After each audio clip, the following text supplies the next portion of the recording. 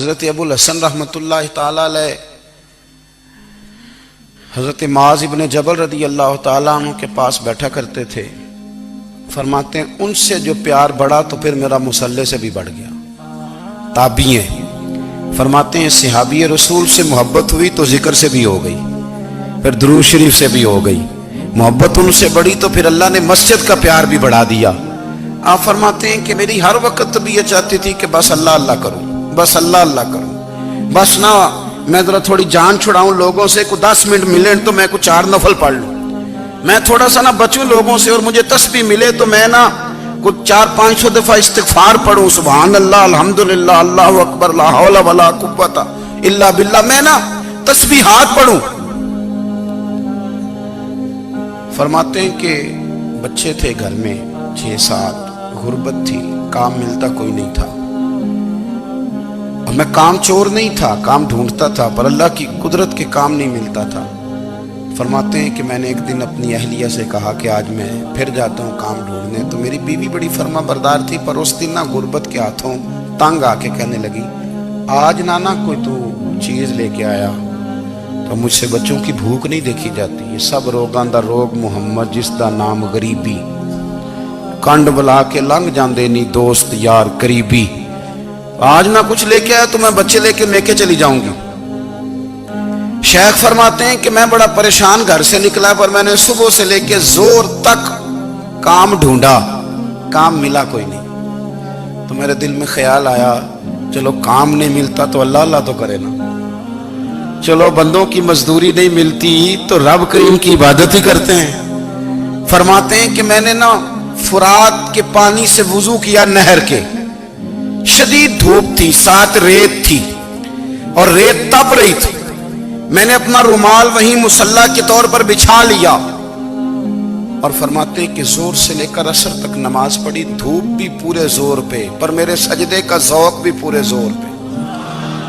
فرماتے ہیں سورج بھی چمک رہا ہے اور رب کی عبادت کا ذوق بھی پورے زور پہ.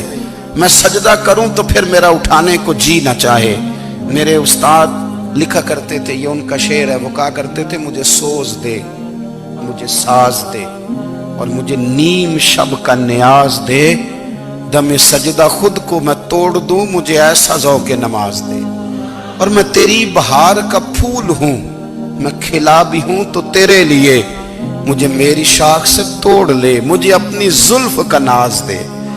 بھائی فرماتے ہیں کہ عصر تک میں نے نفل پڑھے, دل ڈھلنے لگا, عصر کی نماز پڑھی اور میں وہاں سے چلا. اب میں جب نکلنے لگا تو دل میں خیال آیا کہ چھوٹی چھوٹی دیواریں ہیں گھر کی, بغیر کچھ لیے جاؤں گا تو بیوی دور سے دیکھے گی تو شور کرے گی کہ پھر خالی ہاتھ آ گیا ہے.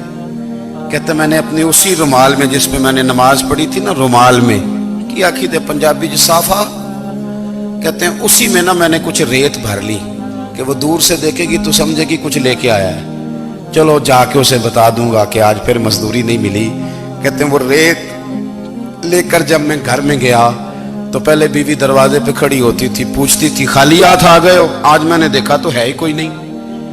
فرماتے ہیں میں اندر داخل ہوا, سلام لیے, کونے میں میں نے وہ رومال رکھ دیا اور میں نے آواز دی کہ بھلی مانس کہاں ہو؟ تو وہ کہنے لگی آپ منہ ہاتھ دھو لیں, میں روٹی لے کے آئی. میں نے کہا روٹی کہاں سے آ گئی؟ یہاں تو کئی دنوں کے فاقے, تو کئی دنوں کی غربت ہے, یہاں تو اس گھر میں تو فقیری ہے. فرماتے ہیں کہ وہ روٹی لے کے آئی اور اس وقت کی جو موجودہ نعمتیں تھیں, سمجھ لیں سلاد, اچار, ہر چیز ساتھ لائی. میں نے کہا کہ بچے کہاں گئے؟ کہنے لگی وہ کھانا کھا کے کھیلنے گئے, آپ کھانا کھا لیں آ جاتے. کھانا اس نے چن دیا. میں نے حیرت انگیز لہجے میں ساری نعمتیں اپنے دسترخوان پہ دیکھ کر کے بیوی سے پوچھا یہ کہاں سے آیا کھانا؟ بچوں کو تو نے کہاں سے کھانا کھلایا؟ یہ سارا کچھ کیسا ہے؟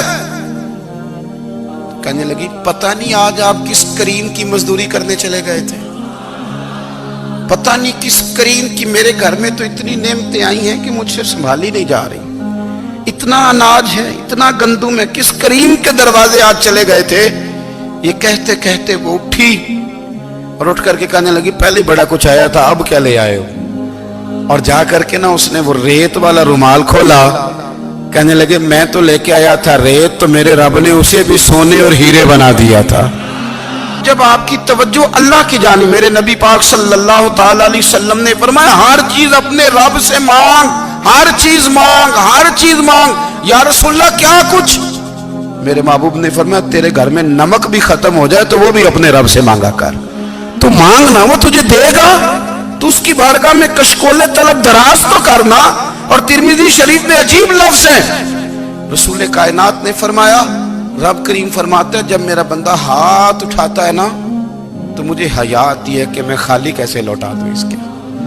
اتنے بڑے بادشاہ کی بارگاہ میں. او بھائی، لوگوں سے عزتیں تلاش کرتے ہو تو وہ کیا تمہیں عزت دیں گے؟ وہ تو کل اچھا کہتے ہیں، پرسوں برا کہنے لگ جاتے ہیں. لوگوں کے سامنے گڈ بک میں آنا چاہو گے تو وہ تو سویرے تمہارے بارے میں کچھ کہیں گے، شام کچھ اور کہیں گے. اپنی روحانی زندگی آباد کریں، اپنے مسلح کو وقت دیں، اور دنیا سے چھپ کر اس موبائل کو بند کر کے اور اپنے آپ سے بھی چھپ کے اور تنہا ہو کے چھپا کے سارا کچھ اپنے آنسو اپنے رب کی بارگاہ میں پیش کریں، اس کے حضور حاضری دیں. سنو نا ترمذی کی حدیث، اور اسے یاد رکھنا. نبی پاک علیہ السلام نے فرمایا اپنے دکھ لوگوں کے سامنے نہ بیان کرنا، سیٹھوں نوابوں کو نہ بتاتے پھرنا، دنیا داروں کے سامنے جا کے نہ رونا کہ میں تکلیف میں ہوں. پر میں اگر دنیا داروں کو دکھ بتاؤ گے رب تمہیں کبھی غنی نہیں کرے گا.